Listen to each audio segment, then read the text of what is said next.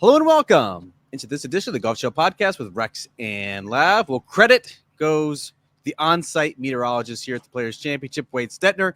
He said that the winds would pick up throughout the day here at TPC Sawgrass, and pick up they did. Rex, there were just 7 rounds in the 60s on Saturday. Just one of those was from a player who teed off after noon. What stands out to you on Saturday after JJ Spaun took a one-shot lead heading into the final round? I think Wade's the only one taking a victory lap tonight. He's the only one that feels good about what I did. Yep, got that right. Look at me, pat on the back. Boom, good for him. Yeah, it was chaos. It's what you love. I mean, you sat and you just savored it all day long. I know it was a bit of a hectic day, but you look at just the way the leaderboard kind of came unraveled as the afternoon went on. I think Will Zalatoris was a huge surprise when you have a player of that caliber who is playing well enough to put himself into contention at what is a major style event, and to unravel that quickly. I mean, it was a blink of an eye when he was heading in the wrong direction. You look at what happened to Collin Morikawa, who we talked a lot about last night. I think he was my player to watch going into today. You and I are going to take a lot of L's on this podcast. Let's just get it out of the way early. We didn't get much right, but then again, it's hard to handicap the field when it starts blowing 30 miles an hour. You look at the way Scottie Scheffler played. I mean, even some players that you didn't expect, certainly JJ Spaun, deserve all the flowers because he kept his ball under control. He didn't seem to let the moment get too big for him. And it is a really cool story. I think we actually got in a little bit of trouble with the folks who listen to this podcast because we didn't give him enough flowers yesterday. And after today, I think we should just give him all of the flowers right now, because that was a heck of a round. You need to also stop saying give him his flowers. Someone else in the comments about a week ago said they hate that expression. They don't know where it came from. They want you to stop using it. So please do keep that in mind. The scoring average, Rex, in the third round was 74.02. Not crazy. And I think that's a credit to the PGA Tour setup staff, which I think did a really good job of making this, it could have been an absolute torture chamber out there. And I really didn't think it got out of hand. Obviously, we saw some big numbers. Like Emiliano Grillo was struggling to break 90. Ricky Fowler had it going in the wrong direction for a lot of the day. Collin Morikawa came in with a 77. Minwoo Lee shot a 78. But you look at what basically a lot of those the players in the final groups did. You saw a lot of 70, 71, 72, 73. Nothing to necessarily shoot themselves out of the golf tournament, but also sort of treading water at large. When you zoom out, Rex, what do you think of this leaderboard? Are you disappointed? Are you thrilled? Where do you sort of fall as we are now on the eve of the final round? Which, keep in mind, just a quick note, tee times were moved up on Sunday. Split tees off 1 and 10. Final group going off at 10:01 a.m. Eastern time. And I'm just watching our friend Todd Lewis on Live From do his weather report, which I don't know. He might be elbowing in on Burko's gig. I don't know if Burko's dangerous territory to be treading on Burko's territory. Don't do it. So it's up right now, 11 a.m., no chance of rain. 1 p.m., 20% chance of rain. By 3 p.m., 60, and then it just gets worse as the afternoon goes by. The officials did decide to move up tee time, so it's threesomes off of 2 sets of tees between 8 and 10:01. And so they have a window to finish this. I think it'll be a tight window. I wouldn't be surprised if we might have some sort of at least pause and play tomorrow. But I'm to answer your question, somewhere in between those two extremes: disappointment, excitement, whatever the case may be. Because certainly there's enough storylines there. I mean, we can start with Rory McIlroy. And I think he did enough to control his game, and it could have gotten away from him. He shot a 1-over round. He said afterwards that he felt like that was probably the worst he could have shot. He talked about making a lot of quote unquote soft bogeys. And I kind of, after he said that, I looked at his card, kind of went through the stats a little bit, and his ball striking was good. And that's encouraging. I think he ended up having 3 putts though. And so that's always going to be difficult. But the stories, and I just said this on Live From, you and I both learned journalism school, you don't root for the player, you root for the story.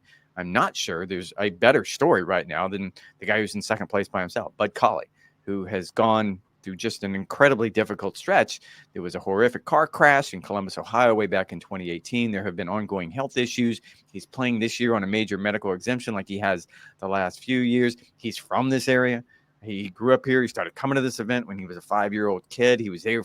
He was by the green during the better than most putt. Like, all of the heartstrings are there. What JJ did is amazing. I think Lucas Glover could be interesting. He actually showed up today and was sick.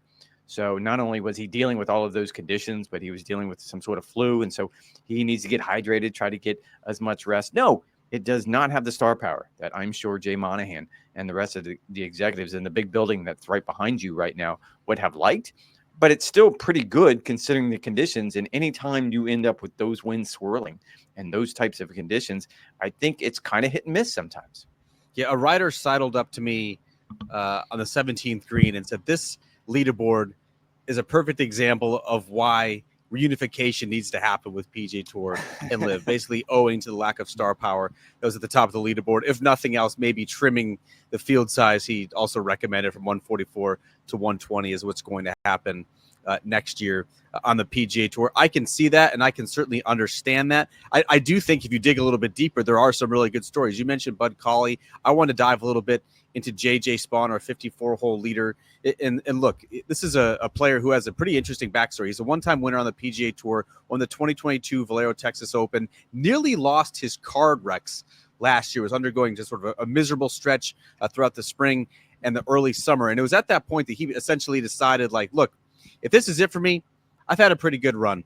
You know, I've won on the PGA Tour. I've been out here for 8 or 9 years. I've got a young family at home. You know, I'm sort of feeling the pull of home and wanting to do something else. You know, I'm in my mid-30s at this point. Maybe it's just not in the cards for me to continue my playing career. And he seemed to be accepting of that. Well, a funny thing happened when he sort of lowered those expectations. He ended up finishing the top 10 in his last 2 regular season starts to finish inside the top 125. Then in the fall, continued to play well, ended up finishing 96th on the PGA Tour's FedEx Cup fall list. So he's kind of one of those guys you'd think entering 2025 would be maybe on the hot seat with the new exemption rule that's going to be trimming down to the top 100. Instead, he seems to be playing, Rex, the best golf of his career inside the top 10 strokes gained approach. Had a good week in Hawaii at the Sony Open. Had a good week a couple weeks ago at PGA National. Now, obviously, in position to capture the biggest title of his career at another golf course like Waialae, like PGA National, that really sort of highlights the strength of his game right now, which is precision play. How much confidence do you have in this new version of JJ Spaun as he tries to sort of cement his legacy in a new way? I probably wouldn't have had much until you and I just kind of took the deep dive like this week. We hadn't been paying a whole lot of attention to JJ Spaun, to be quite honest with you, but you're right. He's on a heck of a run. He played well to start the year at the Sony Open. He played well just a few weeks ago at the Cognizant Classic. That got him into the the Aon 10, which, by the way, let's celebrate instead of give flowers, since that's not going to be the phrase I can use anymore. Let's celebrate the PGA Tour on this front, that they have created pathways, and he's a perfect example of how those pathways work. He wouldn't have been in this field. He wouldn't have been in the field last week at Bay Hill either. So I do think it's a very interesting story. I think Bud Cauley is a very interesting story. You can keep going on and on down the board. There's plenty of interesting stories. There's no denying, though, it lacks some star power. And I think whoever that intrepid journalist was that came up to you and said that probably has it spot on. I don't know how many of those players from Live would have filled in some of those gaps. You would only think maybe 1, possibly 2 at the most. But yes, I think if you're going to look at it from a star power standpoint, it's wanting. I don't think that's out of bounds to say. No, I mean, if Bud Cauley, who's going to be playing in the final threesome, wins the Players' Championship on Sunday, he will be the lowest ranked player ever to do so at the PGA Tour's flagship event, 251 in the world rankings, worse than even Craig Perks back nearly 25 years ago. When you look at the rest of the leaderboard, Rex, let's say it's the victor is not going to come out of that final threesome. How far back is too far back? Keep in mind, Scottie Scheffler tied a tournament record last year by coming from 5 shots behind, shot 64. Given the wind forecast that we're expecting on Sunday, in addition to the rain, it's hard to imagine somebody's going to put a 64 on the board, particularly with the condensed tee times. You're not going to have that huge spread like we saw on Saturday with a 7-hour window. This is going to be a 2-hour spread. What do you think? Rory's 4 back. Akshay Bhattia's 4 back after a very up and down day. Patrick Cantlay's 5 back. My pick to win, Sepp Straka, 5 shots back as well. Is that sort of the range you're sort of zeroing in on? No, I think you can probably go further than that. I'm going to try to do, I have very limited fake impersonations that I can do. But when I asked Lucas Glover about what do conditions like these and what we're going to have tomorrow, what does that do as far as the competitive nature of a leaderboard? And he kind of growled at me and hit me with a good shot is a great shot. And it was his kind of way of saying that you can make up a lot of ground with a 3 or 4 under round. I had the same conversation with Harris English this morning as he was getting ready. Like, you don't have to go out and do anything particularly special. You can go out and do what JJ Spaun did, which is play defensive golf. Don't put yourself in too many difficult positions. And I love what he said when he was in here. He didn't have any stress today. He's probably the only person besides Wade, the weatherman, that didn't have any stress today, because he went out and he hit a lot of fairways, didn't put himself into too many positions where he had to create some sort of magic like we saw from so many other players. You can do that and shoot 2 or 3 under par and probably make up a lot of ground. So I would actually go deep. The name that stood out to me, and he's not that far back, is Corey Connors at 8 under par. He posted that round so early that no one even spoke to him. He tied for the round of the day, the 66. He's the type of ball striker that you would expect could play well and those type of conditions. I like Rory. Clearly, I think that's the name with the pedigree that's on top. He's won here before, but I think it's wide open. You could go all the way back to the 7 unders, the Jake Knapps. And I think if they go out and do what JJ Spaun did today, I like their chances. Yeah, like I think you could make a reasonable case for a lot of players. I still think I like JJ Spaun at this point in the tournament. He's not doing anything that's outside of his comfort zone. Like I look back on where he drove it on 18, sort of a similar spot to where Rory was. What was that, on Thursday, when he hit that sort of like low cut underneath the branches that scuttled through the fairway and went up to about 8 feet. Like JJ Spaun probably could have attempted that shot. Instead, he just took the conservative way out, pitched out, wedged on, and then actually whirled in about a 25-footer that could have really changed the trajectory of this tournament. Would have been his 3rd bogey in his last 4 holes, would have dropped into a share of the lead. Instead, he made that putt and now has a 1-shot lead. But I like the sort of comfort level that he seems to be playing with, the acceptance level, not making any big numbers, which has sort of undone so many other players. You mentioned Lucas Glover, such a solid ball striker. You sort of question whether his putting can hold up. I remember we did the podcast. Remember after the opening round, you're like, boy, I don't know if Lucas Glover's putting is sustainable. Newsflash, it has not been sustainable. He has gotten worse each and every round. And yet I think the 1 under, the 71 that he shot on Saturday, while not feeling his best, I think he was more than happy to take that one. Don't you think, though, Rex, that like Rory has to be licking his chops at this point? When he looks at the top of the leaderboard, JJ Spaun 1 win. It hasn't happened in 3 years. Bud Cauley 0 wins. Lucas Glover's 45 years old and again has gotten worse each and every round that he's played this week at TPC Sawgrass. Alex Smalley 0 wins despite having pretty strong strokes gain numbers in 2025. Like, that's it. Those are the only players who are ahead of Rory McIlroy at this golf tournament. What do you think of his chances on Sunday?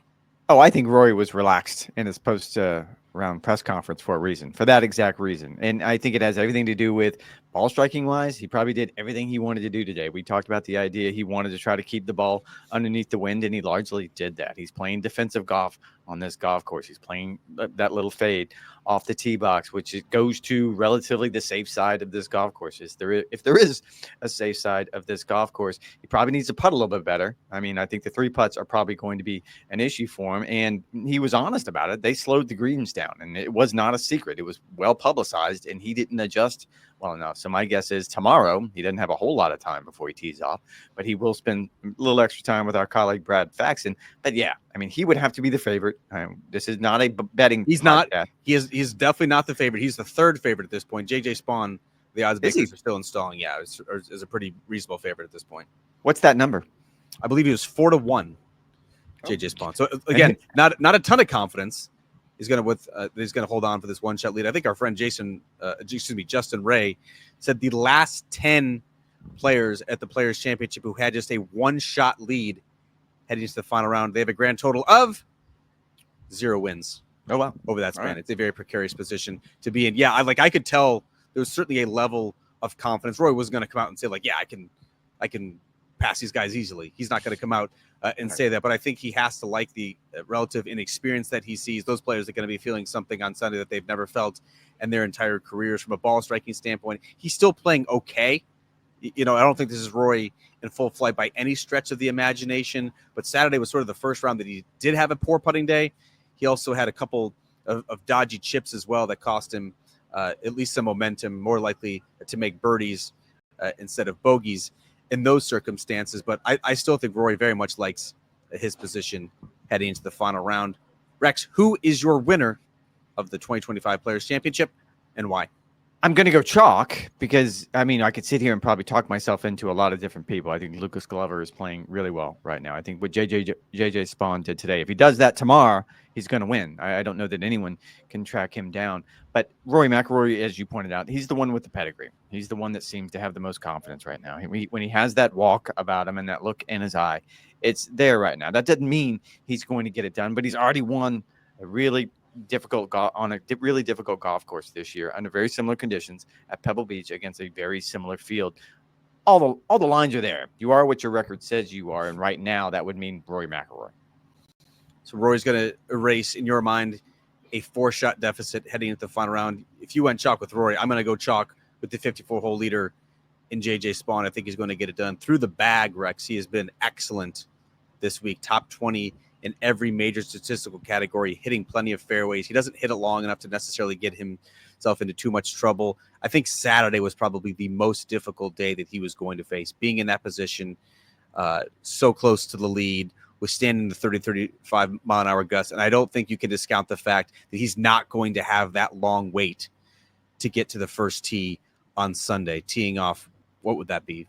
Most likely 4 hours earlier than he typically would have, going 10:01 instead of roughly a 2 o'clock in Tucson. So I think that's a huge difference as well. It's going to be a very fun day.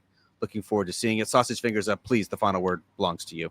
We had an interesting morning. You and I, we had to do a corporate speech in front of a whole bunch of Comcast folks here at TPC Sawgrass. We had a really good time. You did a fantastic job, but there was something that was said to me by one of the people that were helping us as we were getting ready, that this person listens to our podcast, but she referred to it as her dog walking podcast, which got me thinking, how do people digest the podcast? I've never thought about it. I guess I drive around and listen to it in the car, maybe if I'm working in the yard, but I had never heard dog walking podcast. And I'd be curious from our listeners, we appreciate all of you, like, how is your preferred version of this? Is there a cooking podcast that you guys would listen to? Working out, sure, before bed.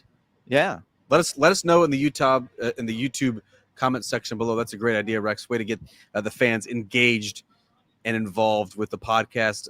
One of the guest speakers as well said that he listens to live from, what did he say, to go to bed? Yes. Or to go to sleep. To go to sleep. Yes. If that's your preferred method of listening as well, okay, we appreciate the download anyway. All right, that is going to do it for this edition of the Golf Channel Podcast with Rex and Lav. We'll be back on Sunday, hopefully not Monday, for a full recap of the final round of the Players Championship. Just putting that bad juju out in the open. In the meantime, you guys know the drill. NBCSports.com/golf for latest news, notes, and updates. Thanks for listening. Thanks for the support. Talk to you guys on Sunday or Monday, when we shower the champion with praise.